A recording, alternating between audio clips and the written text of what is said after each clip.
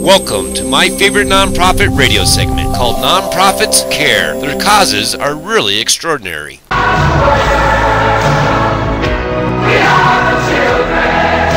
Welcome back to the Experience Pros Radio Show with Angel and Eric, and it is time for Nonprofits Who Care, as always, hosted by our good friend Ralph Grills. Absolutely, and if you like hearing about the nonprofits that Ralph Grills talks about every week here on Nonprofits Who Care, make sure you check out his website at myfavoritenonprofit.com. Ralph, welcome.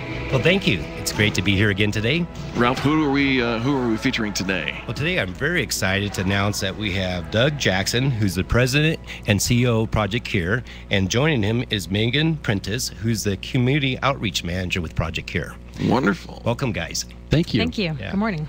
Good morning. And what I'm going to do, Doug, is I'm going to start out with you and just have you give us a little bit of history about Project C.U.R.E and let us know how it was formed and how it got going. Well, this is a fun family project, and one of the fun things about that is we consider Angel and Eric to be part of our family. God we've bless been you. here before. Welcome this is back. Great. Always great to see you guys. Thank you. Thank Yeah, you. you guys know each other, so Oh, this yeah. is really Absolutely. a good show today. Absolutely. I'm a huge fan. Well, so. as we are of Project C.U.R.E. Thank you. And you guys are doing such great work. Give us some overview on what Project C.U.R.E. is doing today. Well, we just finished our fiscal year in May. We've got one of those weird fiscal years that ends, halfway between why anybody knows. I don't know. Right. But anyway, we just finished. We did 129 semi-truck trailers this last year. 129. Into about 55 different countries. Wow. Carrying medical supplies. All medical supplies, all donated. Needles, syringes, suture, catheters, CAT scans, a lot of beds. Things that literally, I don't mean to sound too dramatic when I say this, but people are dying without this stuff. And And these are items that are being discarded here. They wouldn't be used at all. right, it's the leftover. In Colorado, we have a lot of active people here, and people go out and they ride their bike, and oops, something happens, and you end up on a pair of crutches. What do you do with those crutches in 6-8 weeks when they're done? And the same Stick thing in happens. the garage and they get thrown in the landfill. Exactly. And it's a funny thing, because I'll bet every garage sale you go to, there's probably a pair of crutches in the corner. It's part of the active Colorado lifestyle. You bet. That is true. And the same thing happens in Phoenix, Arizona, and in Nashville, Tennessee, and Chicago, Illinois, and all of these other places. What do you do with the bed when our family's done using it for hospice care, And those things can go to people who don't have medical equipment. They don't have medical supplies. They don't have access to the... So you have warehouses strategically placed around the country that you Right. that you collect these items, and then you ship them over to countries that don't have access to them, that need them, in 129 trailer semi-tractors filled. Right, Wow. right. Yeah, it's about $65 million worth of stuff this year. And so you guys have been doing this for the last 25 years. So this year is your 25th anniversary. Right. But this year you have kicked off a new project, which is the C.U.R.E kits for kids. And Megan, I guess you're in charge of that. Could you tell us a little more of what you do there? I am, yes. So the Kits for Kids program, it's unique to Project C.U.R.E. in that it supplies mothers in developing countries with medicine cabinet type supplies. So supplies like Neosporin, gauze, Band-Aids, things that moms might find in their medicine cabinets in the U.S. here. So. Well, and now, are we collecting these supplies? How can Yes, we help so- with the Kids for Kids program? Yep, so people can get involved by basically filling the kits with these supplies, and then Project C.U.R.E. actually ships them out on our containers, on our 40-foot containers. I love this. So what they would do is they'd go get the kits from you guys, fill them up with the supplies, and then bring them back to you, and then you guys can ship them out. Exactly. That's it. There's even a list of what we need printed on the back of the box. Oh, In three So- different languages. you thought of everything. Spanish, French, French, it's right there. English.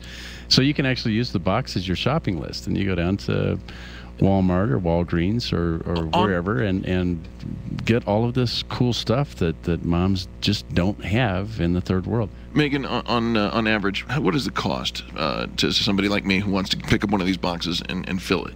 It's funny that you actually say that. I had a participant approach me the other day and said that they could find most of the supplies at the dollar store. Hello? Yeah. So it's 10 about items. About 10 items. So that's about $10, and then we just ask for a $5 shipping and handling. You know what? There are listeners out there right now who could pick up 10 boxes right now and fill those up and take care of 10 families. Exactly. And for additional $10, they can put a solar light bulb in there. Come on. So people are no longer breathing that kerosene oil. That's Right. like 40 cigarettes a day. Is that with our friends NoCaro doing those NoCaro, solar exactly. light bulbs? Yeah. They can send that with them for additional $10. They can get a light bulb as well. It's just brilliant. And now, what countries are we helping with these? Well, we've got them in a lot of different countries where we're already shipping anyway, and particularly going into pediatrics hospitals around the world. We did a project with one of the local Montessori schools here in Denver, and those moms went out and collected about 750 of these boxes.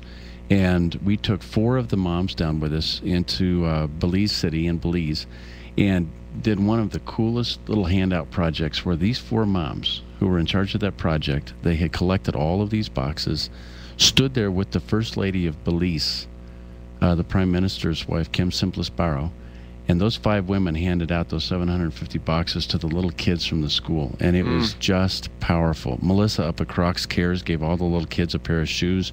So here they are getting back on the bus with one of these kids kit boxes from Project Cure, a new pair of Crocs shoes from Crocs, and a little sandwich in a plastic clamshell, and they all took these things home. And for most of these kids, it's stuff that Mom was never able to put under her sink, but we have it at the dollar store. Right? Yeah, absolutely.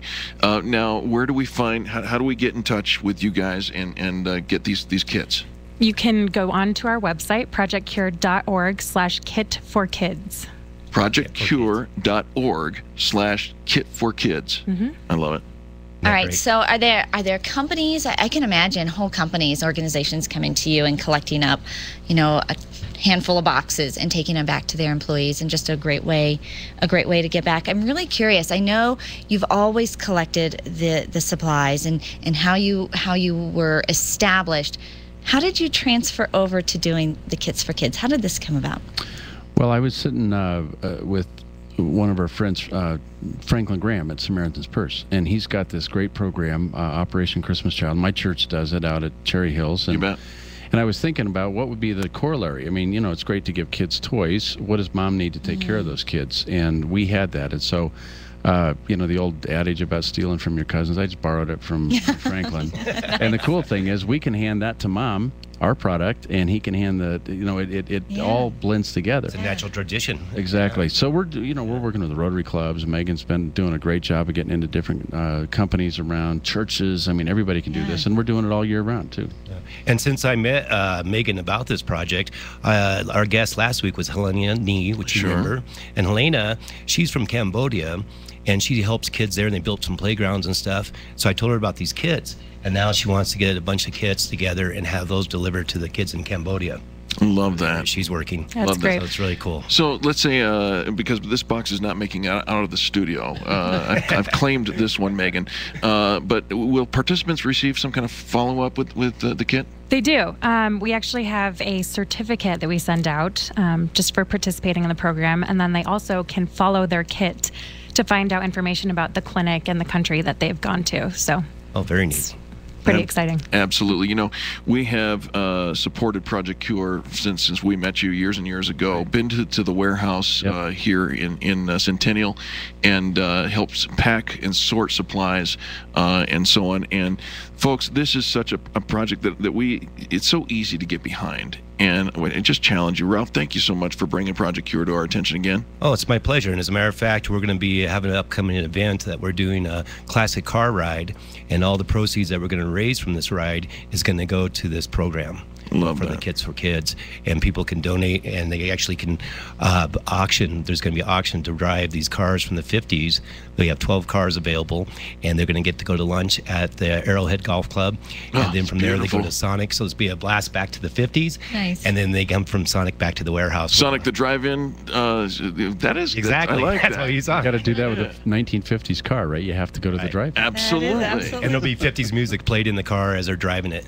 So it's going to be a whole 50s experience. All right. And do we have a date yet for that event? It's August 25th. August 25th. We'll get some more information. We'll get some ads running for that. Doug, Megan, thank you so much for being here today. Thanks for having us. Thank you It's so always much. great to be One here. more time, projectcure.org/kit4kids. Go get 10 and tell 10 of your friends. That's what we need you to do right away. Exactly. Ralph, thank you so much.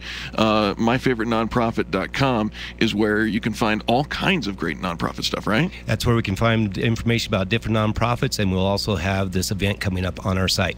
I love that. Well, you know, we just think you bring the best guests ever, and we're so grateful for what you're doing over there. Thank you. It's my pleasure to help out. Individual membership is free at myfavoriternonprofit.com, and we encourage you to go there, find out what's going on, and don't forget to get your Kit for Kids, because you're going to make a difference in so many people's lives. We do want to thank you for tuning into the Experience Pros Radio Show, where every day it's our goal to feature nothing but the best in business. We appreciate you. Now your challenge is, as always, go find somebody and give them a 20-second kiss. You know you want one. I'm talking about kindness is so simple. You can do it today.